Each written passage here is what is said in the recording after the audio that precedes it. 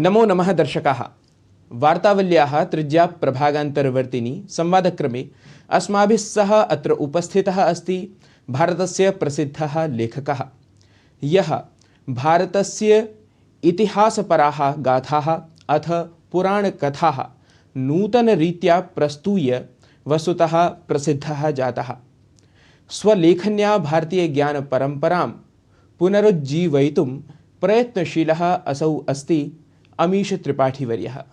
महोदय, सर्वप्रथमं वार्तावल्याः एतस्मिन् संवादक्रमे हार्दिकं स्वागतं करोमि। नमो नमः। नमो नमः। भवतः लेखनक्रमे पौराणिकाख्यानाम् अथ पुराणकथानां सुन्दरसङ्गमः दृश्यते।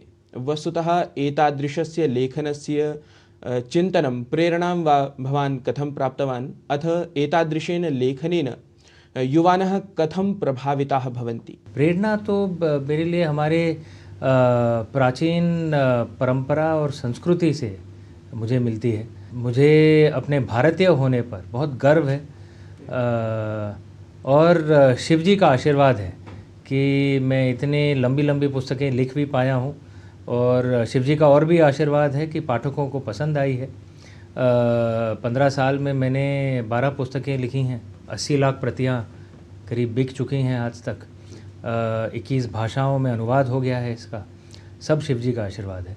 जहाँ तक आप पाठकों की बात करते हैं, देखिए मेरे ज़्यादातर पाठक जो हैं वो युवा पीढ़ी के हैं। बुज़ुर्ग भी पढ़ते हैं, ऐसा नहीं है, लेकिन ज़्यादातर जो पाठक हैं वो युवा पीढ़ी के हैं।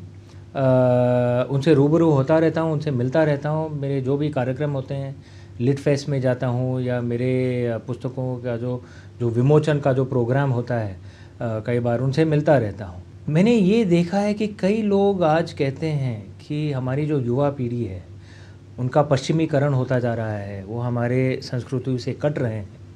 मुझे ऐसा नहीं लगता है। हाँ, पश्चिम का प्रभाव तो है। देखिए, एक इतिहास का बहाव रहा था और पिछले कुछ सैकड़ों सालों में पश्चिमी जो संस्कृति है इसका प्रभाव तो बहुत हुआ है, कई हद तक दबाव भी हुआ है। लेकिन हमारी जो युवा पीढ़ी है हमारी जड़ों से जुड़ी हुई है, और मैंने देखा है मेरे पुस्तकों को लेकर जो उनके साथ जो चर्चा जो होती है, कई उनमें से लोग कहते हैं, जो युवा पीढ़ी जो पाठक हैं हमारे, वो कहते हैं कि उन्हें एक नए नज़रिए से अपनी संस्कृति से जुड़ने का अवसर मिला मेरी पुस्तकों के द्वारा।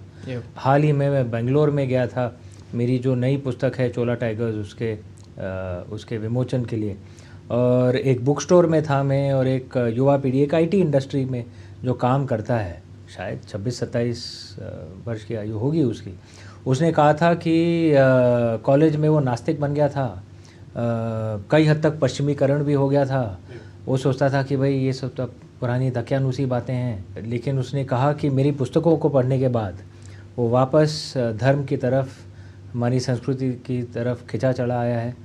ऐसे जब ऐसा कुछ वार्तालाप होता है किसी युवा के साथ, तो मुझे जो आनंद मिलता है कि हाँ, मैं कुछ अपना छोटा सा तो योगदान कर रहा हूँ हमारे महान संस्कृति के लिए। भवदीयः नूतनः ग्रन्थः अस्ति द चोल टाइगर्स।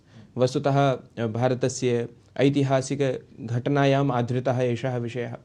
भवान् कथं, किमर्थं च एतं विषयं चितवान्, अथ लोकरञ्जनेन सह अपि एषः विषयः राष्ट्रचेतनां लोकेषु जागरयितुं समर्थः भवति? आप देखेंगे हमारे इतिहास टेक्स्ट बुक्स में हमें हमारे पूर्वजों के बारे में नहीं सिखाया जाता है, हमें हमारे विदेशी आक्रांताओं के बारे में सिखाया जाता है।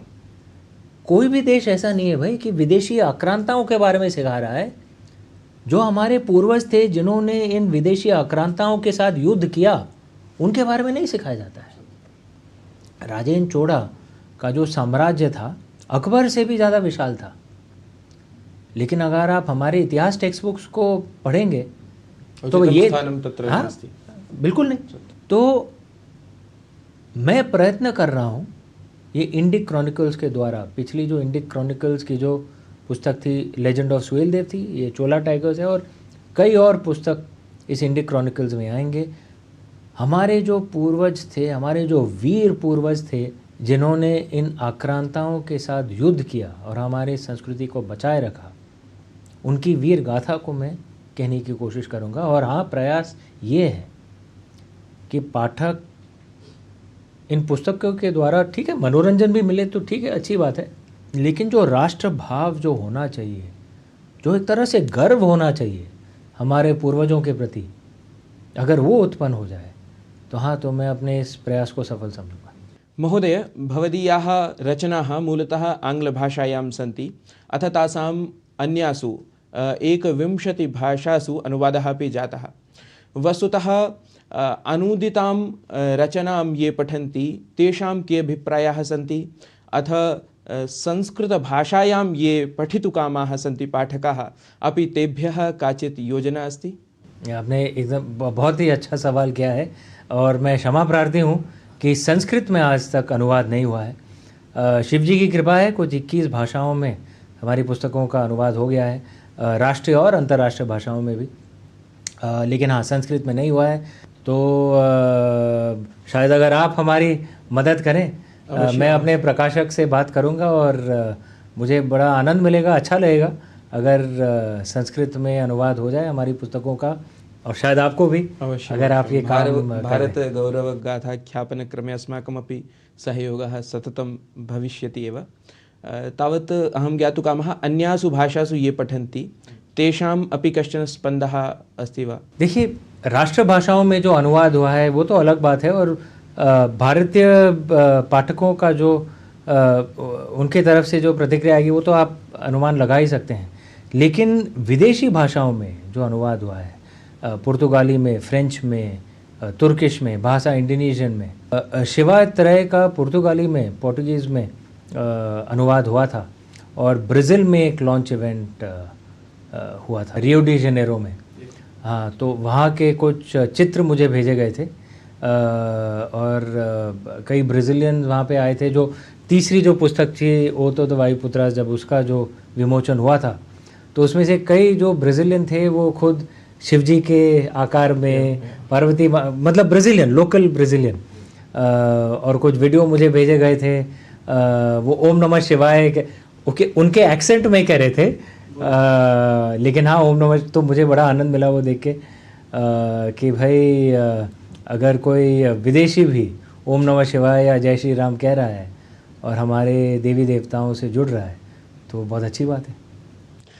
अन्ते तावत् ज्ञातुकामः यत् भारतस्य ऐतिह्येन अस्माभिः किं पठनीयम्, अथ विशेषरूपेण ये युवानः सन्ति अधुना, ये लेखनार्थम् अथवा शोधार्थं ये प्रवृत्ताः सन्ति, तेभ्यः कः स्यात् भवदीयः सन्देशः?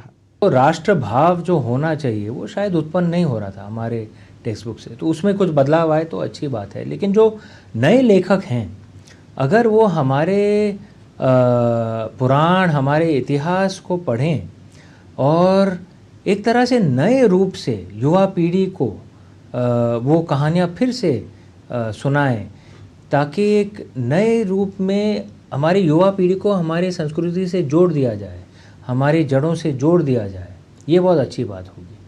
और ये जो परंपरा हमारे देश में सदियों से चली आ रही है कि आत्मा वही प्राचीन होती है, लेकिन रंग रूप नए ज़माने का दे दिया जाता है, ये तो प्राचीन ज़माने से ये परंपरा चली आ रही है। आप भाषा के अगर जो संस्कृत नाटक जो हैं, अगर आप देखें तो जैसे पंचरात्र जो है, उसमें तो उन्होंने महाभारत की जो कहानी है उसे कई हद तक बदल दिया था कि भाई युद्ध तो हुआ ही नहीं, और भाषा तो हमारे सबसे महान संस्कृत लेखकों में से एक माने जाते हैं, और शायद वो 2000-2500 साल पहले जीते थे। तो उस ज़माने में भी ये एक तरह से एक आज़ादी थी कि हमारे प्राचीन ग्रंथों को एक नए रूप में फिर से पेश कर दिया जाए, और ये परंपरा सदियों से चली आ रही है। तो क्या ये नए ज़माने में हमारे जो युवा लेखक जो आ रहे हैं, क्या वो इस परंपरा में फिर से अपना भी एक योगदान दे सकते हैं कि नई पीढ़ी को हमारे प्राचीन संस्कृति से नए रूप में फिर से जोड़ दिया जाए? ये बहुत अच्छी बात होगी। अस्तु महोदय, एतस्मै ज्ञानप्रदाय विशेषसंवादाय भवान् समयं कल्पितवान्, तदर्थं दूरदर्शनसमाचारपक्षतः वार्तावलीगणपक्षतः च भवते हार्दिकान् धन्यवादान् व्याहरामि। नमो नमः। नमो नमः।